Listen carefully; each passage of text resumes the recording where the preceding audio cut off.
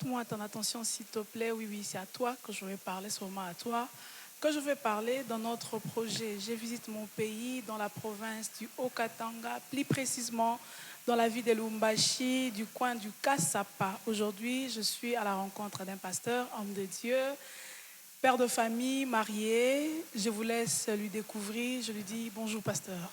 Bonjour, madame. Comment allez-vous? Super bien. Est-ce que vous pouvez vous présenter? Oui, moi je suis le pasteur Michel Chumwanga, pasteur de la paroisse Hébron Kasapa dans la ville de Lubumbashi, et entrepreneur, marié, père de 4 enfants, je crois que c'est. Marié, père de 4 enfants, pasteur. Comment avez-vous découvert votre appel en tant qu'homme de Dieu? En tout cas, mon appel s'est révélé déjà dès le bas âge. Nous avons commencé par la musique. Je crois que ça a été le premier service à rendre à l'église. Nous avons servi les seigneurs dans la chorale.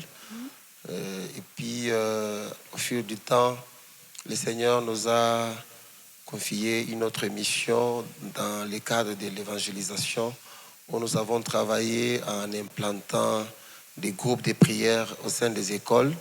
Et je crois que c'est autour des années 2007-2008 que nous avons commencé à implanter les groupes de prière au sein des écoles, alors que c'était une époque où la jeunesse était déjà consacrée au rap, à la musique. Okay. Et puis nous, à cette époque-là, nous avons choisi cette branche au lieu de laisser des promos scolaires comme ça s'appelait à l'époque. Mais nous avons concurrencé justement les promos scolaires par des groupes de prière où le jeune s'est rassemblé chaque samedi après les cours pour passer des moments de prière, des moments de délivrance. Et c'est dans ce cadre-là que nous avons découvert que nous avions les dons, que nous avions l'appel, et l'Église qui m'a vu naître ne m'a pas laissé seulement dans la chorale cette fois-là. L'Église nous confie des cellules de prière. C'était déjà quelle église? Toujours Hébron. Je suis né à Hébron. Je n'ai jamais connu notre église. Donc Hébron, c'est une communauté. Je suis né et j'ai été depuis les Cotimes aujourd'hui pasteur. C'est une grâce. Bien sûr. C'est une grâce de naître dans une église. Donc ici, nous sommes à l'extension Hébron de Kasapa. Effectivement. Donc nous avons la paroisse centrale qui est en Bujima. Et c'est là qu'il y a la base missionnaire, dirigée par notre bishop, le père Koben Chibanda.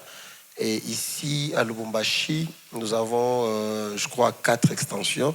Et dont la base provinciale se trouve au Bel-Air, conduit par le pasteur Pascal Mbaya. Et ici, à Kasapa, où nous sommes en train de diriger, nous avons une autre paroisse à Kaloubwe avec le pasteur Isaac et puis les autres qui sont en train de naître.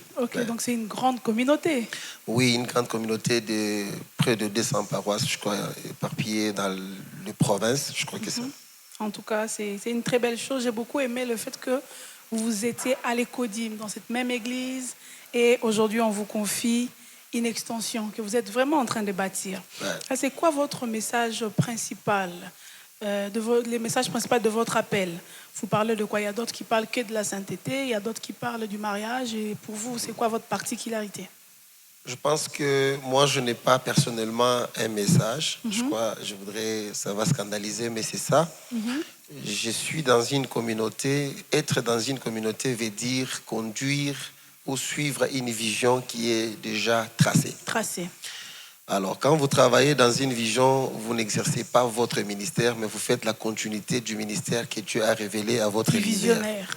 Donc, du coup, moi, je n'ai pas un message, mais je conduis et je suis les messages que le Seigneur a révélés à notre Père, qui est basé sur la délivrance, la conquête et l'adoration, ce qui veut dire on ne peut pas amener les gens à aimer Dieu s'ils sont encore esclaves. Dieu dit que les enfants d'Israël, a vu qu'ils étaient en Égypte esclaves, il a commencé d'abord par les délivrer de la main des pharaons. Après les avoir délivrés, Dieu ne les a pas introduits directement à Canaan, mais Dieu les a fait passer par le chemin du désert pour qu'ils puissent conquérir. Canaan n'a pas été donné comme un cadeau, mais Canaan a été conquis. Donc voilà pourquoi nous parlons chez nous de la conquête. Ce qui veut dire quand quelqu'un est dans le monde, lié par des puissances des ténèbres, lorsqu'il passe par la délivrance, il connaît le Seigneur, il peut maintenant aller conquérir toutes les promesses, donc l'accomplissement de toutes les promesses que le Seigneur a eu à faire. Et c'est comme ça qu'à la fin, lorsqu'il a déjà été délivré, il a réussi à obtenir ce que Dieu l'avait promis, il peut maintenant servir Dieu. Pour nous, l'adoration, c'est aimer Dieu et le servir. Voilà en quelques mots la vision de notre Église, et c'est ça même le message. Nous prêchons le salut, la délivrance des âmes et la liberté des familles. Ah, d'accord, c'est une très bonne chose. Mais comme Hébron ici, quand ça passait une extension, quelles difficultés vous rencontrez? Je ne sais pas si dans votre communauté, quand on vous donne l'extension, on vous donne aussi des moyens, on vous donne quelques fidèles, ou bien on vous donne juste la bénédiction et vous-même vous partez pour bâtir l'œuvre de Dieu. Quelles difficultés vous rencontrez en train de bâtir cette œuvre? Bon, je pense que parlant de difficultés déjà, chaque œuvre qui commence ne manque pas de défis. Moi, je ne les appelle pas des difficultés, moi je les appelle des défis, auxquels nous sommes appelés et difficiles d'échapper. Même si on vous donnait les moyens, les défis en tant que serviteur de Dieu et en bâtissant l'œuvre de Dieu, il y a beaucoup de défis, des imprévus, il y a la main du diable, il y a tout ce qui vient avec. Donc, en tant que serviteur de Dieu, je n'ai pas besoin d'éviter cela. Mais tout ce que je peux dire ici, c'est que les défis sont énormes, mais nous les surmontons par la grâce de Dieu. Par la grâce de Dieu. Voilà. Et puis, vous avez évoqué le cas de moyens. Vous savez, lorsque vous avez un appel authentique, vous n'avez pas besoin qu'on vous donne les moyens pour réussir. Quand vous avez un appel authentique, vous avez juste besoin de répondre oui à cet appel et faire les choses comme Dieu vous le demande. Et comme l'œuvre, c'est l'œuvre de Dieu, Dieu finira par mettre le moyen. Parce que beaucoup de gens, ils pensent que c'est la paroisse centrale qui doit financer leur ministère. Mais il faut poser la question, d'où tire l'argent cette paroisse centrale? Est-ce être représentant légal fait de vous un banquier? Un banquier ou bien quelqu'un qui finance. Ça fait que vous avez déjà tous les moyens qu'il faut pour donner. Mais imaginez-vous, je parle de plus de 200 paroisses. 200 extensions. Bon, si la paroisse centrale ne fonctionne que des offrandes, des fidèles qui sont à la centrale, avec quel budget la paroisse centrale va commencer à financer tous ceux qui veulent commencer? Vous savez, la configuration de nos églises, c'est peut-être pas comme c'est le cas dans d'autres congrégations où ils ont des financements. Nous bâtissons l'œuvre par la foi et par l'appel authentique. Par la foi et par l'appel authentique. Donc, chez nous, moi, j'estime que évoquer la question de moyens pour commencer, c'est une excuse qui n'a pas sa place.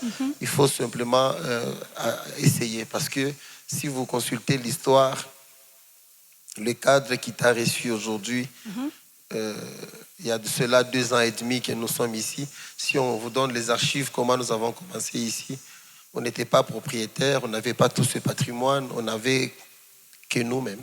Que vous. Et puis, votre appel. Plus on a dit oui à cet appel, plus on a mis du sérieux. Le Seigneur n'a pas arrêté de nous faire du bien. Et voilà, là où nous sommes. Donc, il ne faut pas vraiment penser que c'est un problème de moyens venant du représentant, du visionnaire, que vous allez bâtir votre ministère.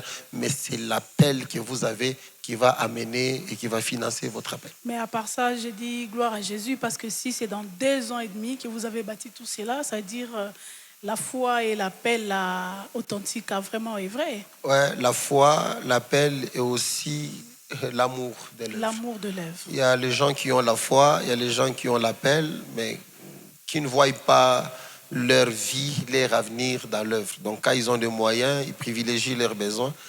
Peut-être c'est à ce niveau-là, nous avons renversé les pyramides, nous avons placé en avant-plan l'œuvre de Dieu. Et un pasteur qui privilège ses chaussures, ses voyages, au lieu de privilégier l'œuvre.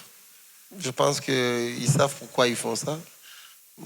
Ils savent pourquoi ils investissent. Vous savez, la Bible dit, c'est là où il y a ton trésor qui se trouvera ton cœur. Donc si vous estimez que votre trésor est dans le voyage, votre trésor est dans le veste, investissez plus là-dedans.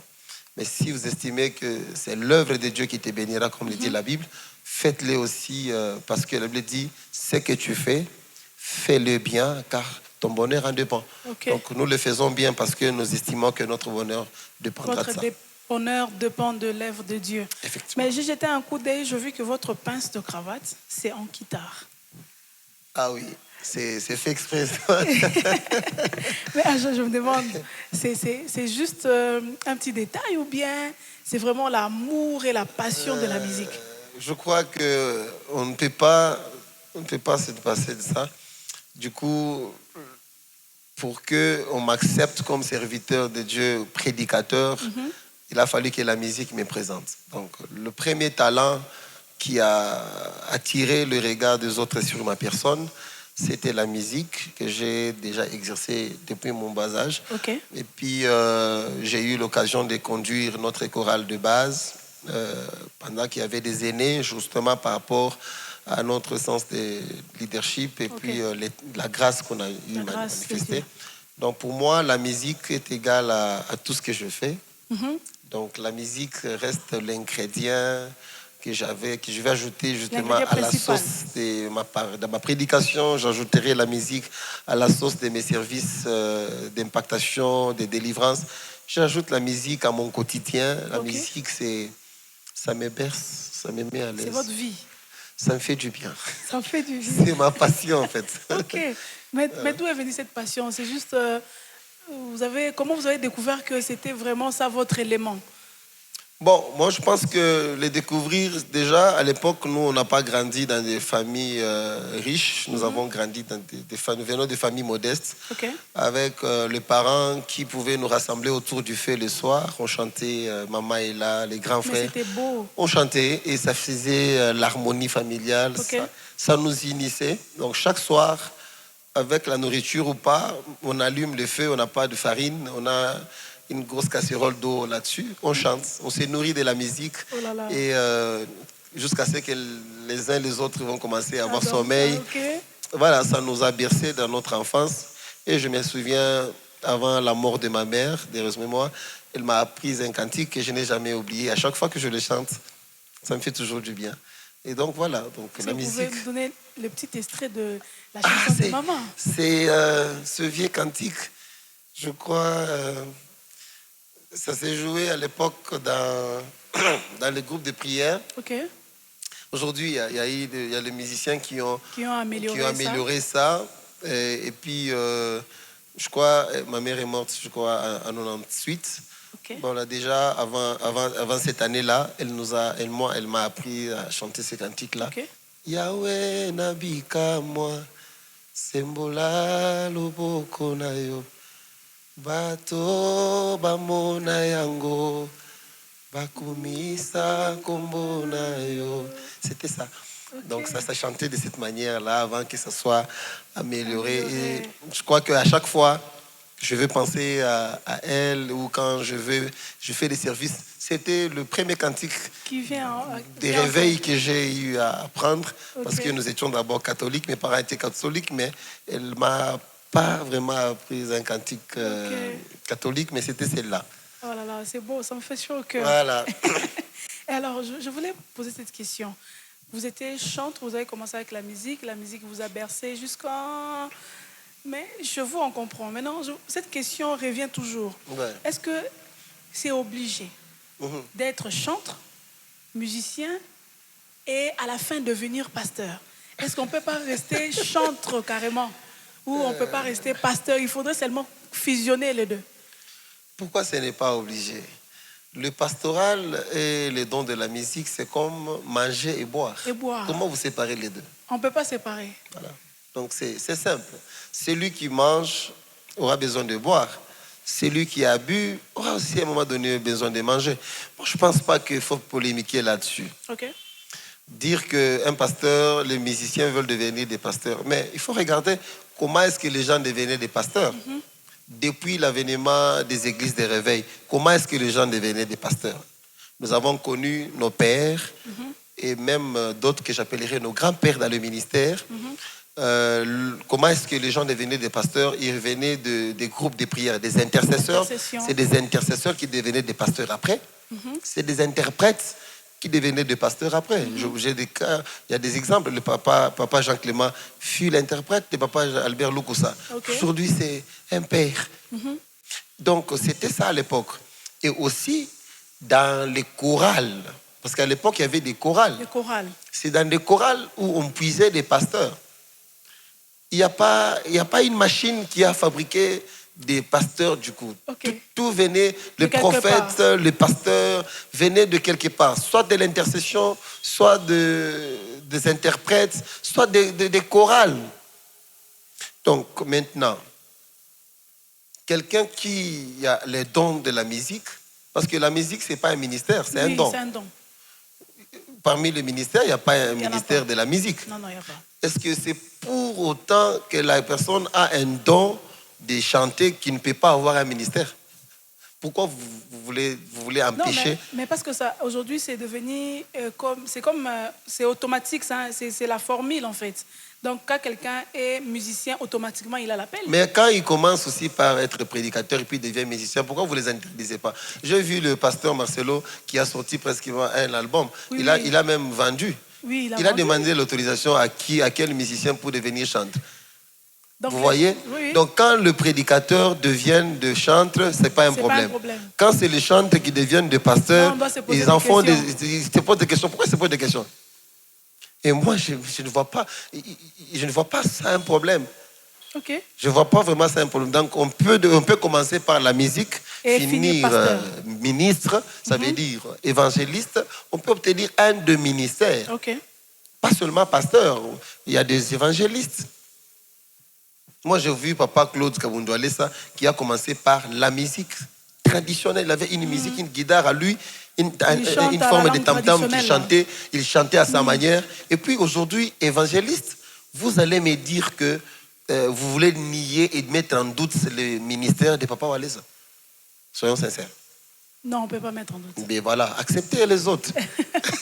Sans polémiquer, bien sûr. On va accepter les autres voilà, donc, sans polémiquer. Laissez le musicien devenir des pasteurs. Il n'y a pas un péché là-dedans. Il n'y a pas un problème. Voilà. Ok, on va laisser le musicien devenir des pasteurs. Tant qu'ils ont leur appel, ce n'est pas un problème. Si l'appel est visible, laissez-les. Il y en a qui ont commencé par envie. Il y en a qui ont commencé le ministère parce qu'ils ont échoué dans leur carrière professionnelle. Mais après, ça se voit. Hein? Il y en a parce qu'il a étudié, il a fait des études de droit, il a fait l'économie, il parle un bon français. Il se fait lui-même serviteur. C'est le temps. Laissez le temps. Accordez à quelqu'un 5 ans. Tout ce qui commence avec beaucoup de bruit, accordez 5 ans. 5 ans. Vous allez voir, si c'était de Dieu, ça va évoluer. Après 5 ans, si quelqu'un tient, même un mariage. Un mariage qui dépasse déjà 5 ans, c'est un mariage qui donne déjà l'espoir de vivre. Regardez beaucoup qui ont divorcé avant 5 ans. S'ils arrivent à vaincre les intempéries de cette période-là, ils peuvent encore avancer dans les 10 ans à venir. Donc 5 ans, s'il a dit qu'il est ministre de Dieu, mon père a toujours dit, si quelqu'un s'est fait passer pour un Moïse, mettez-lui devant la mer Rouge. La mer Rouge va le juger. S'il était un véritable libérateur, il va traverser. Si quelqu'un s'est dit non, je suis Jésus, mettez-lui à la croix. Mettez-lui à la croix. Et puis amenez-lui dans la tombe. S'il ressuscite, mettez une grosse pierre. S'il ressuscite, il était un sauveur. Donc il ne faut pas contraindre les gens. Laissez-les faire. Laissez-le faire. C'est le parcours qui va définir si c'était les sensations ou c'était l'appel authentique qui vous a poussé à faire ce que vous faites. Cela. Voilà. Alors nous allons chuter un peu pour demander. Les pasteurs, au début, vous avez dit que vous êtes aussi entrepreneur. Comment êtes-vous entré dans ce monde des affaires en étant pasteur? Est-ce que ça a été facile pour vous? Bon, moi, personnellement, c'est mon avis. Je ne partage pas la compréhension du temps plein comme tous les autres pasteurs. Pour moi, temps plein, être en temps plein ne signifie pas ne rien faire. Ne rien faire. Rester qu'à l'église. Rester qu'à l'église. Je reste faire quoi? Lire la Bible. Je peux la lire il y a 2 moments. Ça veut dire il est possible d'être pasteur et entreprendre.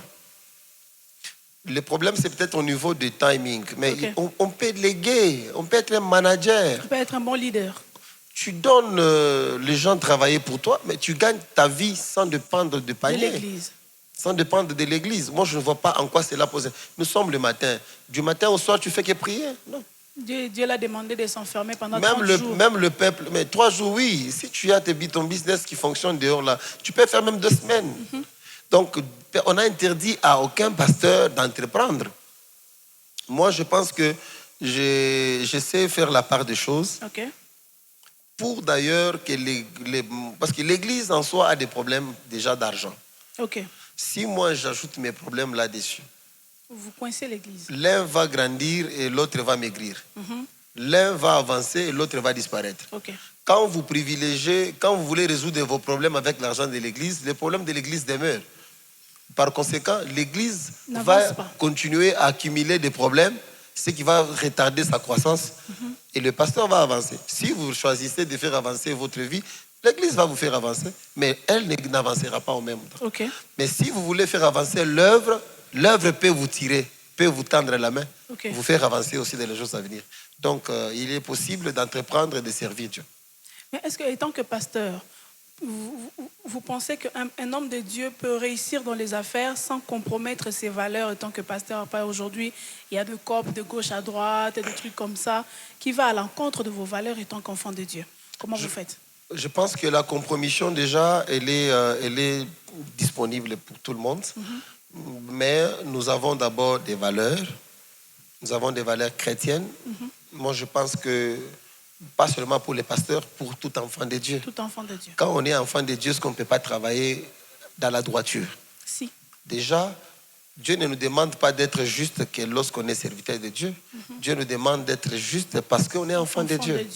Donc, du coup, ayant les valeurs chrétiennes, tu peux déjà éviter de la compromission lorsqu'il s'agit d'exercer une activité au-delà des activités ecclésiastiques. Ok. Voilà. Donc, voilà. Et aussi, pasteur, dans notre coulisse, vous avez dit quelque chose et j'ai compris que vous êtes conservateur de votre culture ici au Katanga. Maintenant, quelle est la place de la tradition et la culture dans la vie d'un chrétien, d'un enfant de Dieu? Parce qu'aujourd'hui, dans beaucoup d'églises, on a pris la tradition et la culture comme de la sorcellerie pure et on ne peut plus l'exercer. Mais si vous conservez cela, ça occupe quelle place dans la vie d'un enfant de Dieu? Je crois que c'est une question très complexe que je pouvais à tout bord éviter pour ne pas créer de confusion. Les autres. Mais je vais essayer de donner un petit briefing là-dessus. Je pense que la notion culturelle ou la notion traditionnelle avec le christianisme, c'est une question qui a fait couler beaucoup d'encre. Et il y a beaucoup de débats là-dessus. Loin de moi l'intention d'entrer dans ce débat. D'abord, étant prédicateur de combats spirituels, moi je pense que nous prêchons, si je donne un exemple, je dois prêcher par exemple sur un thème, les liens de famille. Liens de famille. Comment je vais aborder ce sujet si je n'ai pas de maîtrise sur les différentes cultures de mon pays? Exactement. Je dois savoir les us et coutumes de chaque peuple que je conduis en tant que pasteur. En tant que pasteur. Pour dénicher ce qui peut être à la base d'un blocage quelconque et ce qui peut être une valeur. À ne pas aussi considérer que toutes les cultures sont démoniaques. Je ne partage pas cet avis où on considère nos valeurs coutumières, culturelles, toujours les regarder toujours avec un regard de la sorcellerie, magique, tabou. Il y a beaucoup de choses qui stigmatisent les gens. Moi, je pense qu'il faut regarder nos cultures avec un regard des valeurs chrétiennes. Ça veut dire, dans nos cultures, il y a la musique. Dans nos cultures, il y a des us et coutumes. Dans nos cultures, il y a des pratiques. En rapport avec la parole de Dieu, tu sais déjà voir que telle pratique de ma tribu ne correspond pas, ne marche pas de pair avec la parole de Dieu. Je ne fais pas. Telle autre culture de ma famille, ça va de même avec les exigences de la parole de Dieu. Ça va de même avec les valeurs dans la société. Parce qu'ici, nous ne vivons pas. Le christianisme ne vit pas dans un autre monde. Nous sommes tous mêlés On est mélangés. Nous sommes mélangés. Ça veut dire nous sommes appelés de vivre dans la société avec ceux qui ne partagent pas nos us et coutumes, ceux qui ne partagent pas déjà nos convictions chrétiennes. Okay. Il y a déjà, nous sommes dans un pays laïque. Où il y a plusieurs religions. Confessions religieuses. Déjà, en rapport avec des croyances. Il y a des religions chez nous qui croient qu'il faut considérer le pouvoir coutumier. Mais c'est ce qui fait la force d'un peuple. Face à ce frère-là, moi, je vais leur dire quoi? J'avance avec la parole, je prêche la vérité de la parole pour ceux qui croient au mensonge par rapport à leur coutume, par rapport à leur religion. Qu'ils acceptent la parole. C'est pour ça même que l'Église est là. Mais aussi, d'une part, je peux prendre un exemple de la Bible. Okay. Jésus s'est retrouvé devant un tel cas. On lui pose une question bizarre, comme ça. Mais ce que j'ai aimé avec cette question qui lui a été posée, c'était une question piégée. Les gens voulant lui faire du mal, ils se disent, ok, nous allons les piéger en les poussant à commettre une infraction. Okay. Jésus vit dans une région où il y avait des principes à respecter. Selon le peuple qui habitait dans ce coin-là, tout le monde devait payer son impôt. Et on pose la question à Jésus, on dit, voilà, aujourd'hui nous allons les piéger. S'il va soulever le peuple à ne pas payer l'impôt, nous allons trouver ça comme une infraction. On va le mettre en accusation. On va le mettre à la barre. Et on pose la question à Jésus, est-ce possible de payer la taxe romaine à César? Gloire soit rendue à Dieu pour l'intelligence de mon Seigneur. Il n'a pas dit, César c'est un païen, ne payez pas l'impôt. Moi déjà je vous sauve. Jésus dit, écoutez, je suis ici, je prêche la parole, mais il y a le pouvoir étatique établi. Okay. Ce qui fait que l'État ne fonctionne qu'avec les taxes et l'impôt. Je ne suis pas venu entrer en contradiction avec l'État. Je suis venu apporter le salut qui est d'abord spirituel. Okay. Jésus dit, donnez-moi une pièce. On lui donne une pièce. Il pose la question, à qui appartient les figures qui est imprimée sur la pièce? Il dit, c'est à César. Il dit, rendez à César ce qui est à César. Donc, vous vivez dans un coin où il y a le principe établi par l'État. Parce que même le principe de l'État, certains principes que l'État a cooptés comme de loi, ça a été tiré de certaines valeurs coutumières léguées par nos ancêtres. Okay. Est-ce que c'est pour dire que tout ce que nos ancêtres nous ont légué, c'était la sorcellerie? Là, c'est aussi une mauvaise manière de l'Église d'enseigner les gens. Ok. Il faudrait faire la part des choses. Mais parce qu'on finit toujours par se contredire.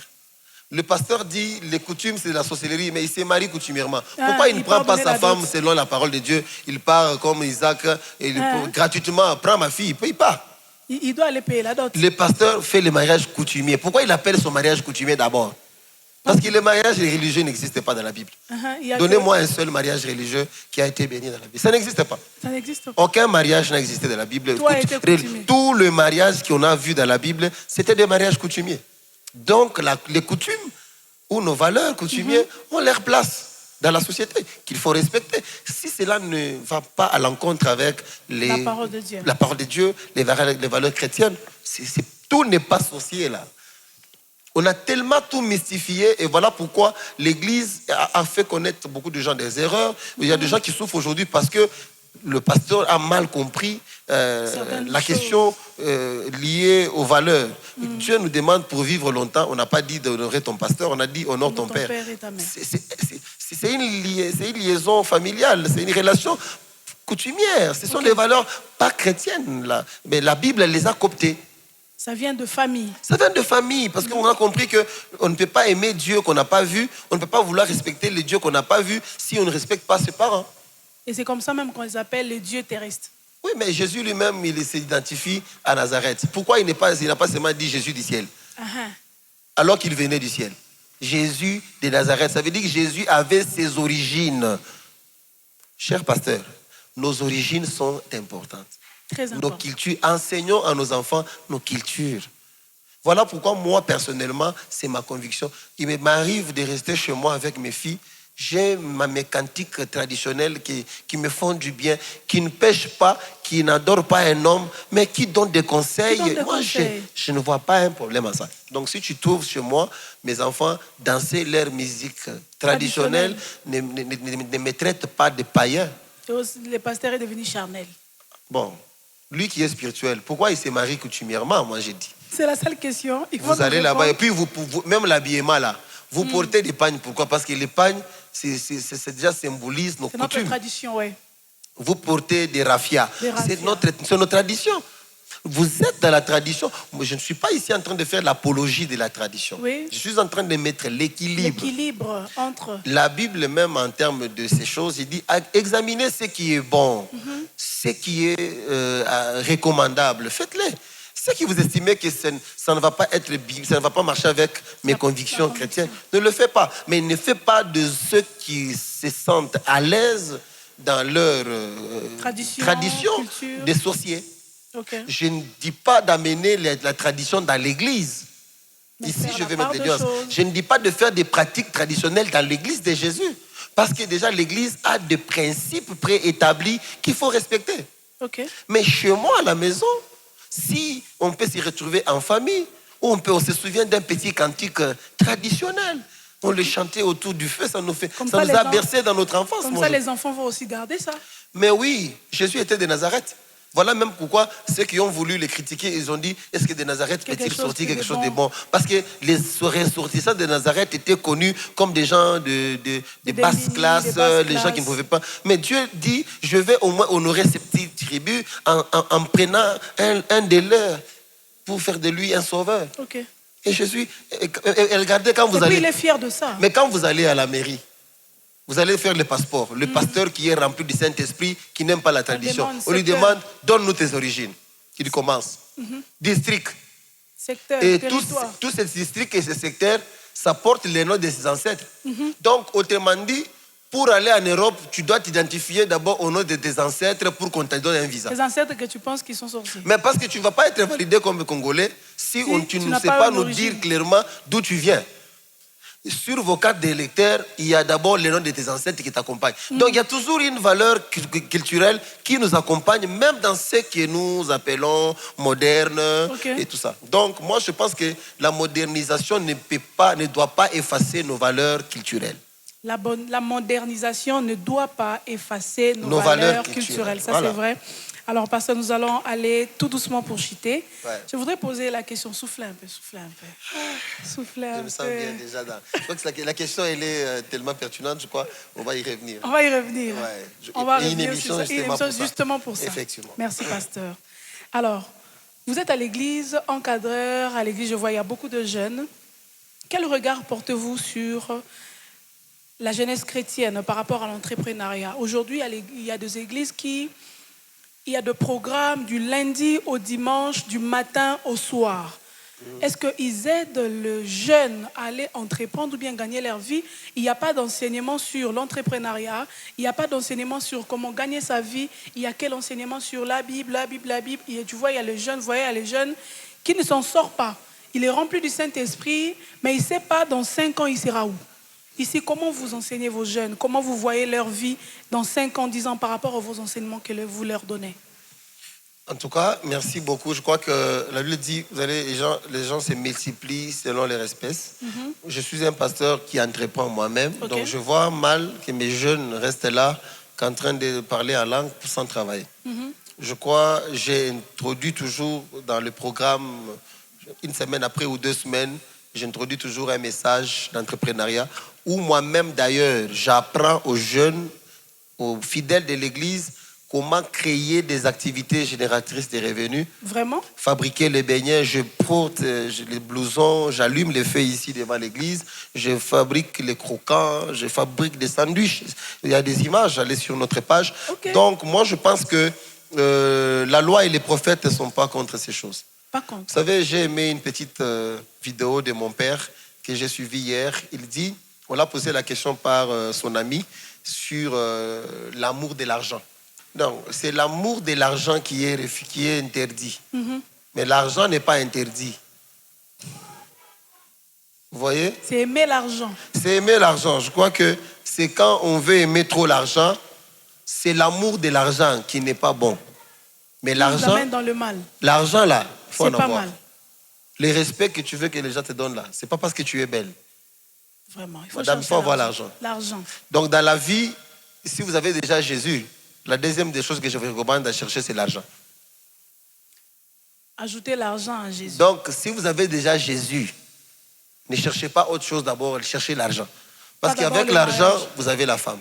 Okay. Avec l'argent, vous avez une belle vie. Avec l'argent, vous avez des respects.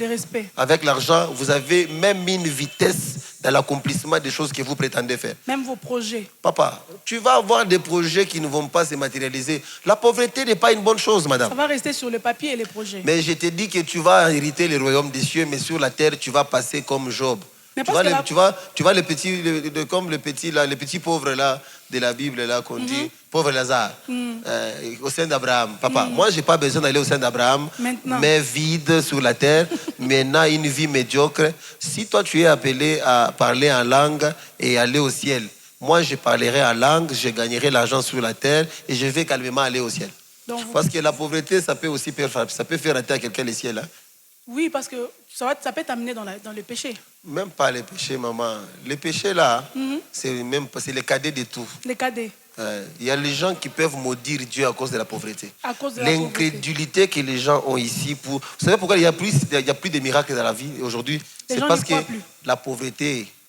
Si déjà la bénédiction matérielle pose un problème, comment tu vas croire à un ciel que tu n'as jamais vu pendant que la vie sur la terre où tu vis, tu ne vois rien? Les ciels, on dit là-bas, il y a l'or, il y a les diamants, c'est construit en cristal. Si tu vas voir les cristals au ciel, que je vois aussi sur la terre, il y a les diamants, il y a les cuivres, il y a le cobalt. Si je n'ai pas vu le cobalt et le cuivre, comment je vais aller voir les cristals au ciel? Il faut d'abord voir les mercure. Je vais moi demander à Dieu s'il peut me permettre à moi, avant d'aller me montrer, si je peux voir que les anges au ciel, que mes cristals, je le vois sur la terre, que ma part de cristal, je le vois sur la terre. Si au ciel, je peux aller contempler que les anges... Aller chanter seulement. De toutes les façons, je suis chanteur. Il n'y a pas de voiture. Je vais continuer à chanter même là. Il n'y a pas de maison. Il n'y a pas d'argent. On ne va rien faire avec. Regarde la poussière qu'il y a là dehors. Là. Si tu n'as pas de voiture. C'est foutu. Tu vois un peu. Il faut chercher l'argent. Gagner Jésus, chercher l'argent. Comme la Bible dit, premièrement, le royaume de Dieu. C'est premièrement. Quand il y a un premièrement, il y a le royaume. Un deuxièmement. Et puis, le reste là, c'est l'argent. C'est l'argent. Le reste là, c'est l'argent. Cherchez le royaume des cieux premièrement. Et la suite, le reste vous sera donné. C'est l'argent.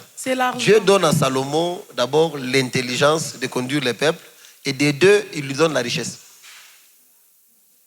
On ne demande pas d'abord la sagesse. Non. Ça veut dire que la priorité, c'était la sagesse pour Salomon pour conduire le peuple. Pour conduire le peuple. Mais deuxièmement, la richesse. La richesse. Parce qu'une sagesse sans la richesse, c'est une folie.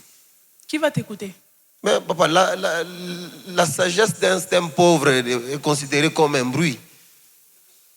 La stupidité d'un riche est acclamée, même si ce qu'il dit ne tient pas debout. Même quand il fait... Papa, cherchons l'argent.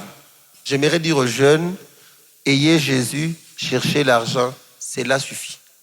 Ayez Jésus et cherchez l'argent, cela suffit. Parce qu'avec l'argent, vous avez tout le reste. Ok, même pour bâtir l'église de Jésus, vous avez besoin d'argent. Vous pouvez avoir une grande vision de l'église. Celui qui a l'argent, il a une vitesse dans l'accomplissement de sa vision que celui qui a la vision sans les moyens, argent. Sans la provision. Ça ne va rien. On va juste imaginer et puis c'est fini. Madame, tu es dans une église de 2 ans, non?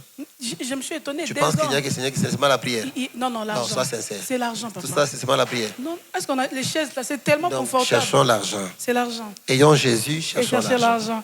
Alors, les pasteurs, on va citer. Quel héritage souhaiterez-vous laisser? Parce que vous êtes pasteur, d'abord pour l'église Corps du Christ et pour l'église locale Hébron. Et tant qu'entrepreneur et tant que père de famille, quel héritage voudrez, après votre départ, quand vous serez rassasié de vos jours, vous serez dans l'au-delà. Rappelé par le Seigneur. Rappelé par le Seigneur, qu'est-ce que vous voudrez que les gens pensent de vous une fois vu sans dire « Ah, ça c'est le pasteur Michel ». Bon, l'héritage, déjà, moi, quand on parle de l'héritage, ça veut dire que j'ai quelque chose qui est à moi. Ok, exactement. Que je vais léguer à un héritier après moi. Mais en tant que pasteur, moi, je n'ai rien. Je n'ai que Jésus. Jésus a fait de nous les co-héritiers avec lui. Ça veut dire, les messages que je peux laisser comme héritage, c'est les messages du salut. Les messages du salut. Je vais laisser à ceux qui vont rester après moi le message du salut. Allez, faites de toutes les nations les disciples. C'est ça l'héritage que moi je vais laisser après avoir fini ma course. Parce que j'ai été co-héritier de ce message, je les léguerai aussi aux générations à venir. Et en tant qu'entrepreneur? En tant qu'entrepreneur, je ne pense pas que je vais laisser des immeubles, mais je vais laisser une idéologie. Les jeunes doivent comprendre que prier sans travailler, c'est détruire soi-même. C'est détruire soi-même. Il faut équilibrer. Dieu lui-même, c'est un travailleur, donc ceux qui le suivent doivent faire les mêmes. Exactement. Donc moi, tout ce que je vais léguer en tant qu'entrepreneur, c'est cette révolution, cet renouvellement d'intelligence auprès des jeunes, à tous les autres collègues, serviteurs de Dieu. Au-delà de rester dépendre du panier, vous pouvez entreprendre dans le libéral sans déranger vos programmes de culte. Et cela va vous donner l'autonomie financière. Ça va vous permettre de scolariser vos enfants dans de bonnes écoles sans dépendre du volume de vos paniers. Ça va vous permettre de prendre soin de vos familles. Parce que nous ne sommes pas seulement pasteurs, nous sommes aussi pères de famille. Nous avons le devoir. Et Dieu nous juge aussi par rapport à ça. Je ne peux pas être un bon pasteur, un mauvais mari, un bon pasteur, un mauvais père qui ne sait pas scolariser ses enfants comme il faut, qui ne sait pas prendre soin de sa femme. Moi, j'ai une très belle femme. Je l'ai vue, elle donc, est très belle. Du coup, une telle beauté, il faut bien l'entretenir, il faut l'argent. Je ne peux pas entretenir une telle beauté avec les paniers des offrandes, sinon le fidèle risque de croire que c'est avec leur argent que ma femme est belle. Non, moi, je ne l'ai pas épousée pour l'église, elle est pour ma joie. Ok. Autant l'église est l'épouse du Christ, Christ prend soin de son église. Moi, j'ai aussi mon épouse à qui je dois prendre ça. Et tant que père de famille? Si, 4 merveilleux enfants.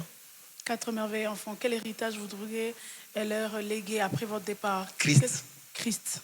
Et puis un esprit de travail. Un esprit de travail. Moi, je ne vais pas laisser à mes enfants l'héritage matériel. Je vais leur laisser l'état d'esprit. L'état d'esprit.